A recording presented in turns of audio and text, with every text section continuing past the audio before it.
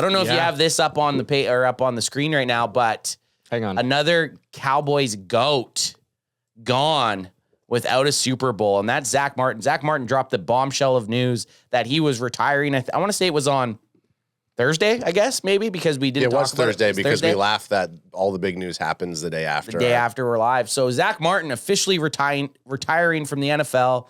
The guy's been a mainstay as the Dallas Cowboys right guard for the last 11 years. He was taken instead of Johnny Manziel when everyone thought Jerry Jones was going to take Manziel. I'll always remember him for that. And he has one of the craziest stat lines in NFL history with 9 All-Pros, 7 first-team All-Pros, and only 7 holding penalties called against him.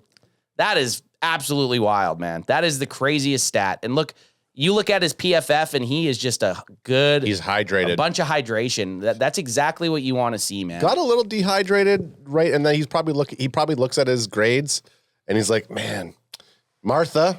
And you're like, yeah, and that's his wife, which I don't know if it's her name, Martha, but Martha, it's looking a little dehydrated here. It's time to retire. Well, I do just want to point out his run blocking dropped significantly in 2022. And what does that correlate with? Age?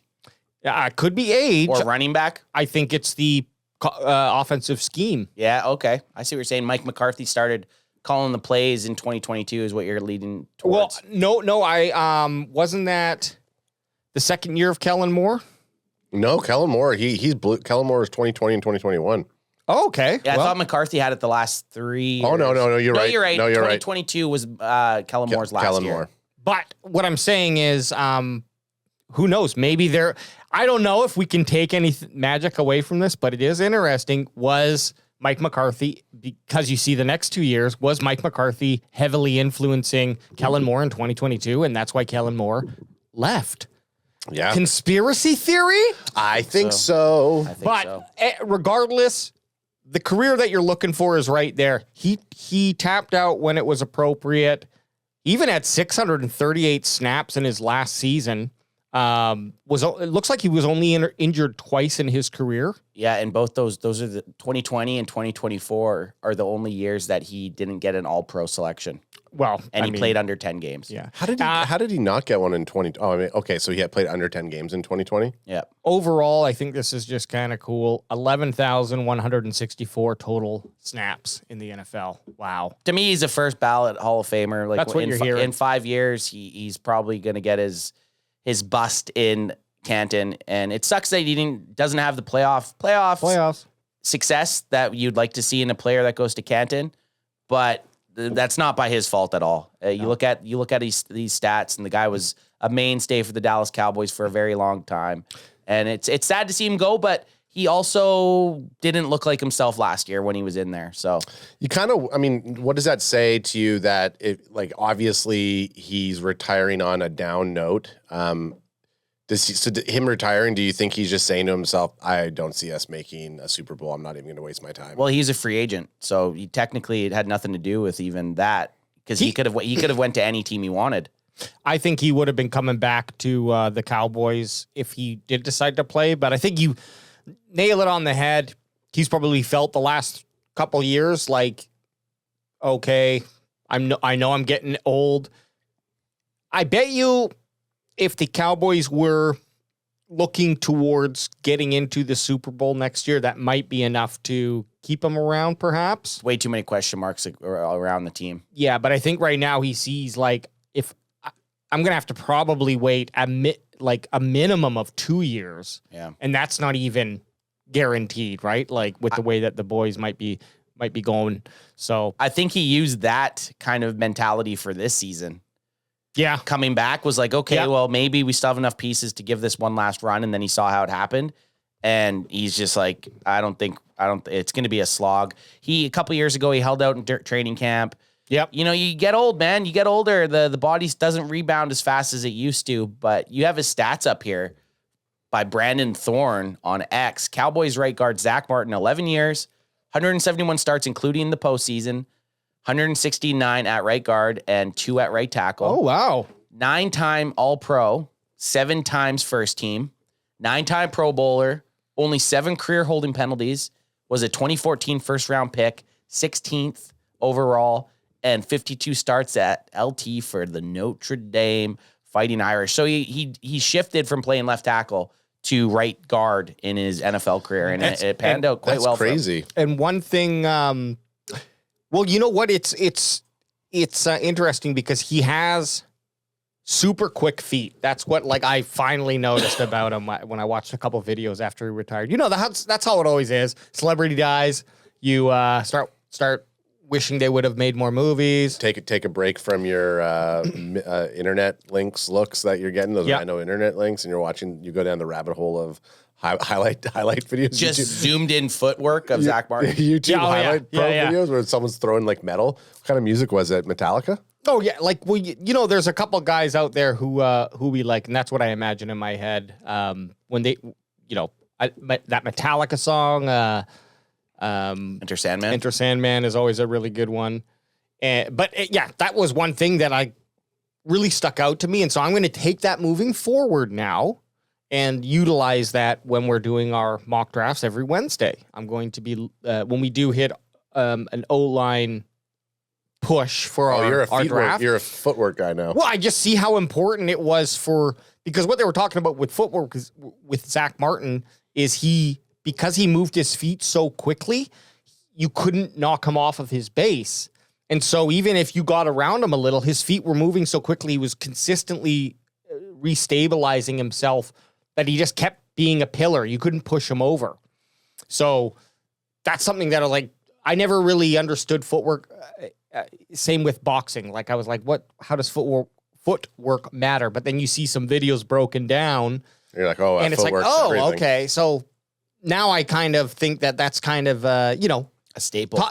Looking at the skill board, I don't know if there's a foot quickness metric, but that'll be added to foot play. Well, foot play metric. And that's why Guyton was shifting a little bit here. The reason that the Cowboys took Tyler Guyton last year was because sure he had some flaws in some areas, but his footwork and speed was up there. So they're like, okay, we can work with this. Sure, we haven't seen it yet, but I like this last little paragraph that Brandon Thorne wrote here.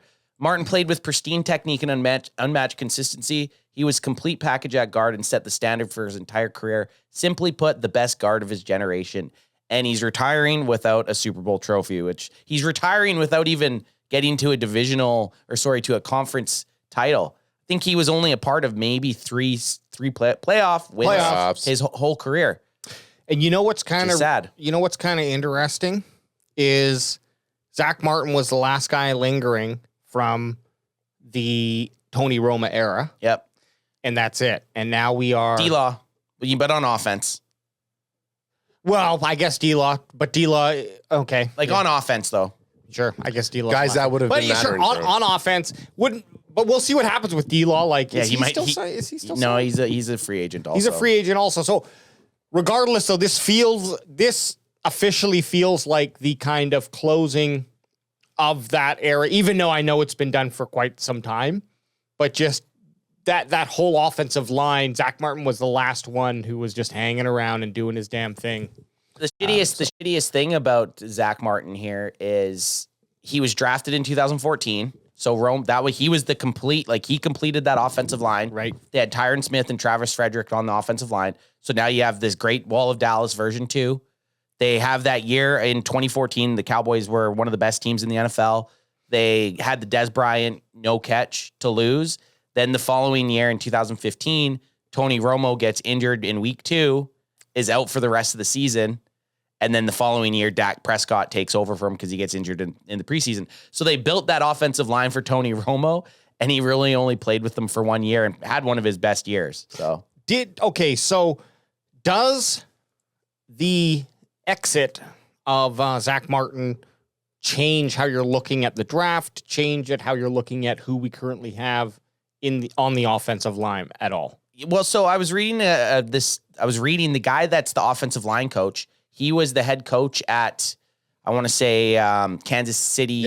Yeah, he coached BB and Deuce Vaughn. So maybe he wants to move on from BB at center, which I know BB was really good at center, but he also had BB at guard, right? Yeah. So maybe he has some influence in that situation now that you have this missing piece at right guard. I want to say that Brock Hoffman is a free agent also, but I'm not 100% sure. So I think that depends. AJ's looking. It really depends looking. what they do on some of the guys that are there right now, current states.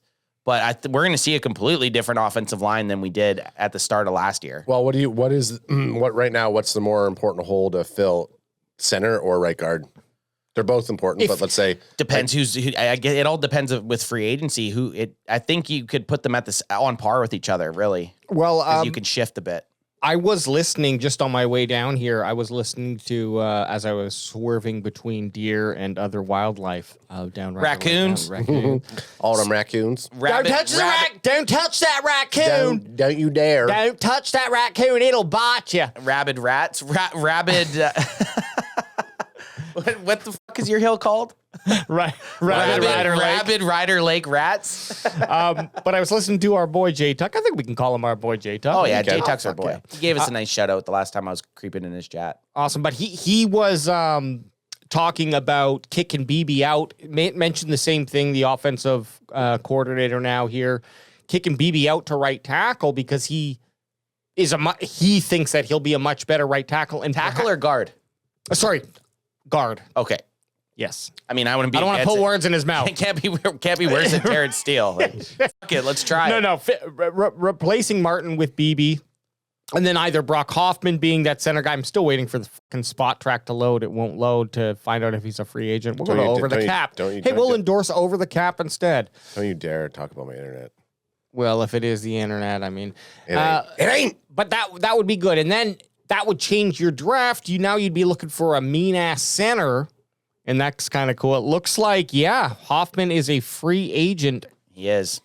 He is. This season. So not saying that I was. This is exactly what I was taught. There's some really good centers in third to fifth round that we could grab, and they would be very, very formidable. A couple of guys that I've mock draft, they're just true centers.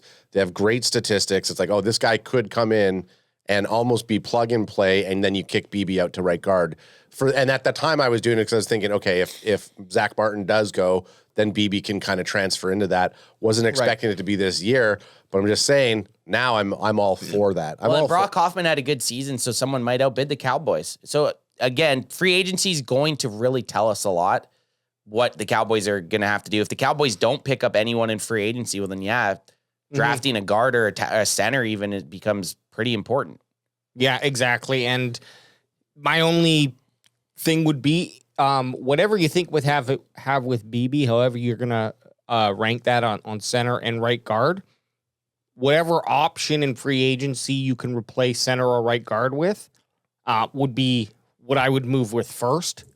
So if you think that you can get a cheaper, a more affordable, I should say, a more affordable right guard that's better than BB, then you would keep BB at center. If you think you can get a more affordable but better center, then you would kick BB to the right guard position because he has the experience. So, honestly, I'll ask Big Chris next Wednesday, when he's on. But I think the right guard position is a little bit easier only for the fact that you're not having to snap a ball and do that.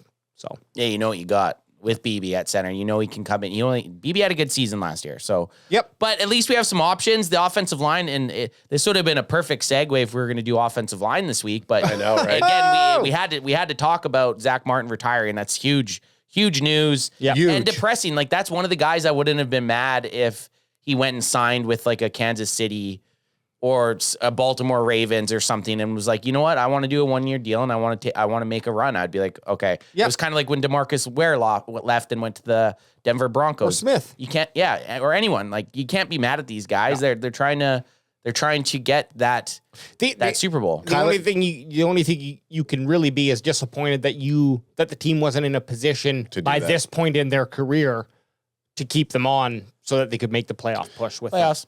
Kyler Gaming says it's similar to what I was mentioning earlier on. Martin leaving was a huge blow to the team. It's a little telling if he felt he couldn't go one more year. And then you brought up the fact that he is coming into free agency. So, it's not just one more year, it's multiple years. And then you're going to take a contract and then just to retire the year after. Yeah. So, I mean, hey, it would be nice to see him get into possibly some coaching down the line. Is there anything else in chat being said? Yeah. Dustin Roberts says, "What up, Cowboys Nation?" Anything else? Yeah, and then Ultra Cowboy says, "AJ has a foot fetish. Just ask Justin Tucker." Ultra Cowboy said that earlier on. I had it up on the screen. Hey, I might have a lot of things in common with Justin Tucker, but I do not like his feet. Let me tell you that.